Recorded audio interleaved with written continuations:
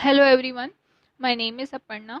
Today we are going to start a new chapter, that is history's first chapter, chapter 6, the dawn of modern culture in Europe and India, the early modern age from 1300 to 1800 CE. In this chapter we shall learn about many countries besides India. Let's first recall what we have learned about different countries in class 7th. We learned that the European continent is located to the northwest of India. You already know a few important countries in Europe. Locate the following countries on the map of Europe in your atlas or on the world map in your class. ठीक है, ये आपका यहाँ पर कुछ countries का नाम दिया गया है, यहाँ पर उसको आपको एटलस में लोकेट करना है. हम लोग फिलहाल यहाँ से स्टार्ट करते हैं. The modern age and before. Historians also debate issues like what are the special features of the modern age, just like you did in class.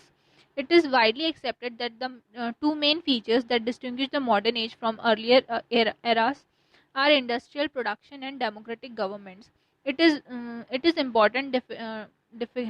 is more difficult to pinpoint the social and cultural changes that have taken place in the modern age, but we can still make some general observations. We give less importance to a person's caste background now. Everyone is treated equally before the law, and the gap between the rich and the poor is wider now than it was before. In earlier times, religion played a bigger role in people's life. They were more influenced by their religion beliefs. Today, people have more faith in science and reason. ठीक है, देखिए यहाँ पर बताया जा रहा है कि जो मेन हम लोग क्या करते हैं, जो मॉडर्न एज और जो प्रीवियस एरास हैं, बहुत सारे जो पिछले टाइम पे जो एरास थे उनमें मेन डिफरेंस क्या है. अगर हम लोग को डिफरेंस निकालना है, दोनों को अलग अलग बताना है, डिस्टिंग्विश करना है, तो उनका मेन डिफरेंस क्या है. तो पहला तो यहाँ पर बताया गया है कि इंडस्ट्रियल प्रोडक्शन और दूसरा है डेमोक्रेटिक गवर्नमेंट. इंडिया में अब क्या है, डेमोक्रेटिक गवर्नमेंट है और साथ में जो इंडस्ट्रियल प्रोडक्शन है, मीन्स जो इंडस्ट्रीज का जो डेवलपमेंट है, इंडस्ट्रीज क्या कर रही है, हर एक चीज़ प्रोड्यूस करके दे रही है, हर चीज़ बना रही है. ये चीज़ क्या है, ये आज के टाइम पे क्या है, यही है आपका मॉडर्न एरा की पहचान. आप यहाँ पर बोल सकते हैं अलग पुराने एरा और अभी के एरा में जो डिफरेंस है, मॉडर्न एज में जो डिफरेंस है और जो मेडिवल और एंशियंट एज के टाइम पे ये जो था वो नहीं था.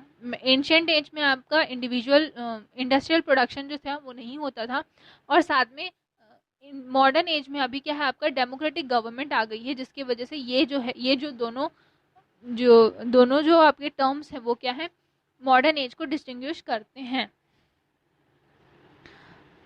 और साथ ही में ठीक है, आज के टाइम पे क्या है, लोगों का जो कास्ट बैकग्राउंड रहता है उसको लोग बहुत क्या है, बहुत कम इम्पोर्टेंस देते हैं. पहले उस चीज़ को क्या है, बहुत ज़्यादा इम्पोर्टेंस दिया जाता था.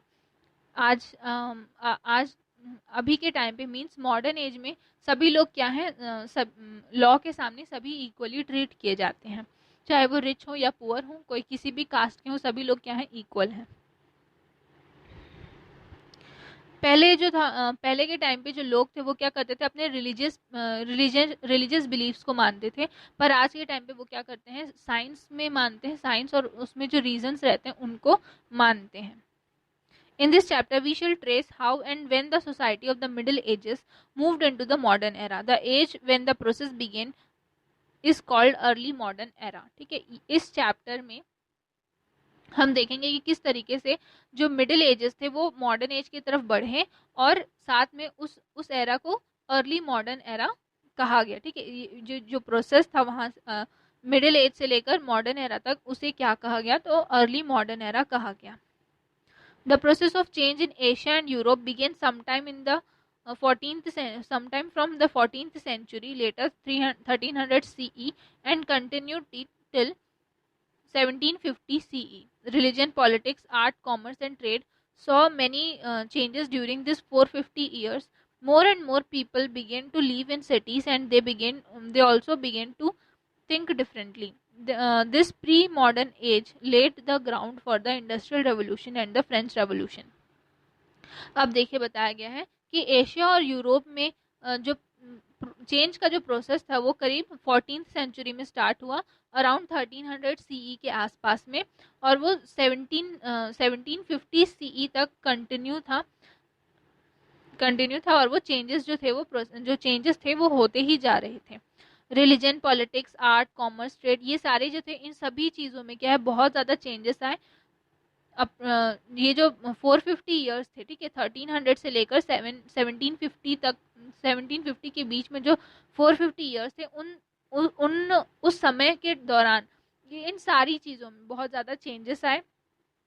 लोग जो थे वो ज़्यादातर सिटीज़ में रहना उन्होंने स्टार्ट किया, और साथ में उनकी जो सोच थी, उनकी जो थिंकिंग थी, वो भी ग्रेजुअली जो है वो चेंज होती गई।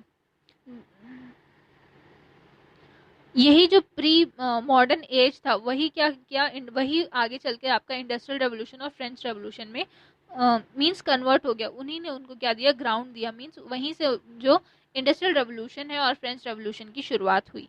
What developments took place in the Asian countries like India, Iraq, Iran and Turkey, and the European countries like Italy, Holland, France and England between the 14th and 18th century that lead to the economic and political revolutions? The changes are many, but we shall discuss only the cultural, religious and intellectual changes that took place. अब इसी वक्त पे Asian countries में जैसे कि India, Iran, Iraq, Turkey, इन सभी जगह पे, और साथ में यूरोपियन कंट्रीज में जैसे कि इटली, हॉलैंड, फ्रांस, इंग्लैंड, उस वक्त के टाइम पे जो जो चेंजेस आए उनके बारे में यहाँ पर आपको बताया गया है। यहाँ पर वैसे तो बहुत सारे चेंजेस आए थे, लेकिन यहाँ पर आपको मेनली कल्चरल, रिलीजियस और इंटेलेक्चुअल चेंजेस के बारे में यहाँ पर आपको बताया जाएगा। Three important processes occurred between the 14th and 18th century. They are called Renaissance and the Reformation and the Enlightenment. These movements are associated with European history, but similar development took place in the Asian countries during this period. For example, in India, we had the Bhakti and Sufi movements and the new awakening in art that happened during this time. In fact, Asia and Africa contributed significantly to many of the changes that occurred in Europe. That's why, since the past few decades, historians have been saying that we must study the changes not just in the Europe context, but on a global scale. अब देखिए यहाँ पर क्या बोला जा रहा है कि ये जो प्रोसेस थे, ठीक है, ये जो 3 इम्पॉर्टेंट प्रोसेस थे वो 14 से 18 सेंचुरी के बीच में जो हुए, उनको 3 अलग अलग ग्रुप में बांटा गया है। पहला है आपका द रेनाइसेंस, फिर सेकंड है रिफॉर्मेशन, थर्ड है आपका एनलाइटमेंट, ठीक है। यही जो सेम मूवमेंट्स है वो एशियन कंट्रीज में भी इसी टाइप के ही मूवमेंट जो थे वो हो रहे थे उस वक्त में। वहाँ पर इसको क्या बोला गया देखते हैं भक्ति मूवमेंट और सूफी मूवमेंट्स, ठीक है।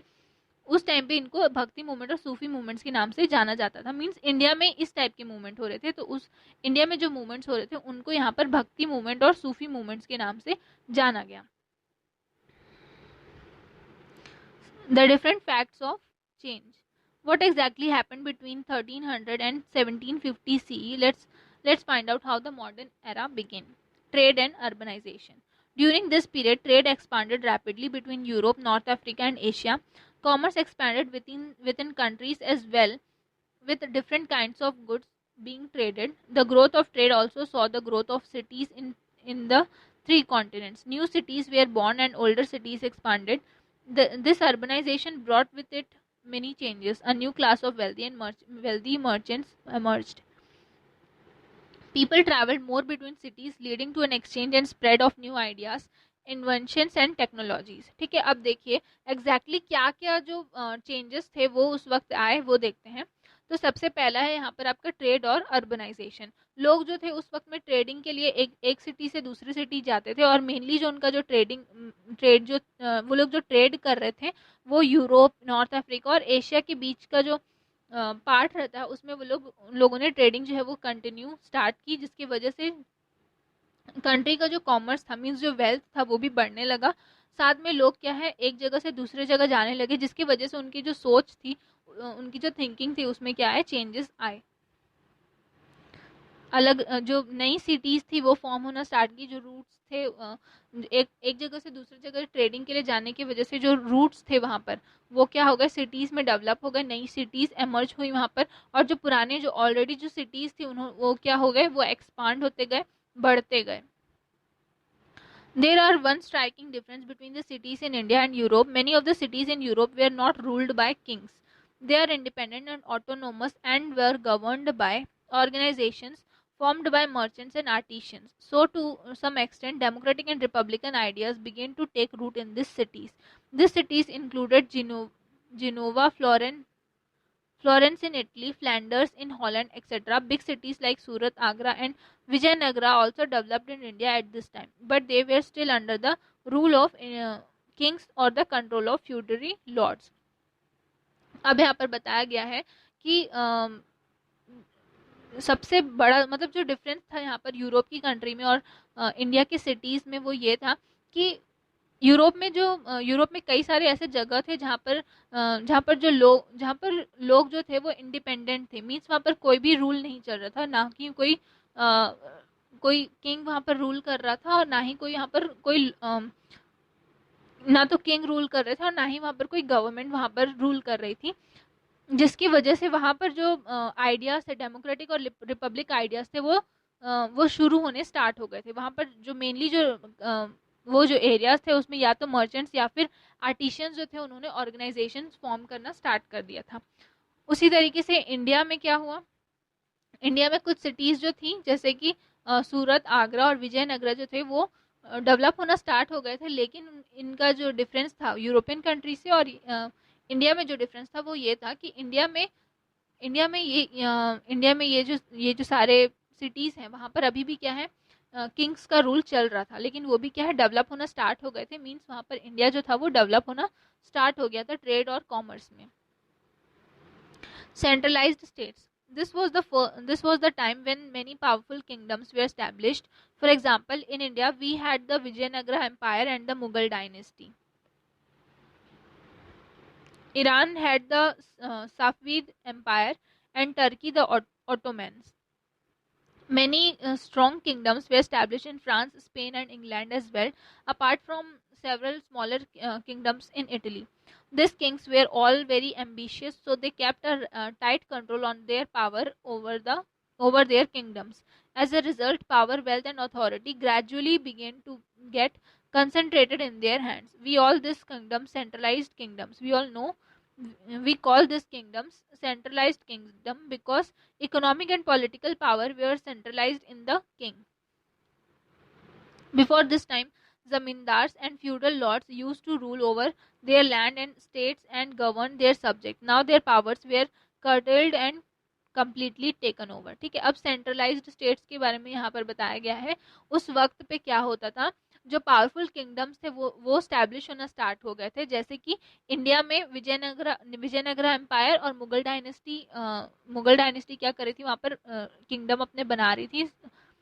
साथ में ईरान में साफीद एम्पायर और टर्की में ऑटोमन एम्पायर, फ्रांस, स्पेन और इंग्लैंड में भी इसी तरीके से पावरफुल किंगडम्स जो थे वो वहाँ पर स्टैब्लिश हो रहे थे।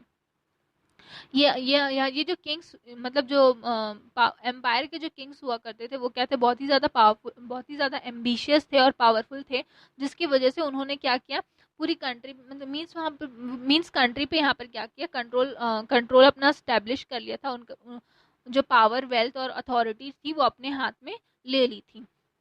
उसके पहले इंडिया में ज़मींदारी सिस्टम चलता था। मीन्स वहाँ जो बड़े बड़े लैंडलॉर्ड्स थे वो क्या करते थे, लैंड्स पूरे जो लैंड्स जो थे वो उनके पास में रहा करते थे, ज़मींदार के पास में रहते थे। और यहाँ पर बताया गया है कि ज़मीन मीन्स किंगडम के आने की वजह से जो ज़मींदारी सिस्टम था वो क्या हो गया था, कम्प्लीटली ख़त्म हो गया था। सारे जो अधिकार थे वो क्या हो गए थे, किंग्स के पास में आ गए थे। इसके बाद हम अपने नेक्स्ट चैप्टर में देखेंगे the emergence of N urban middle class.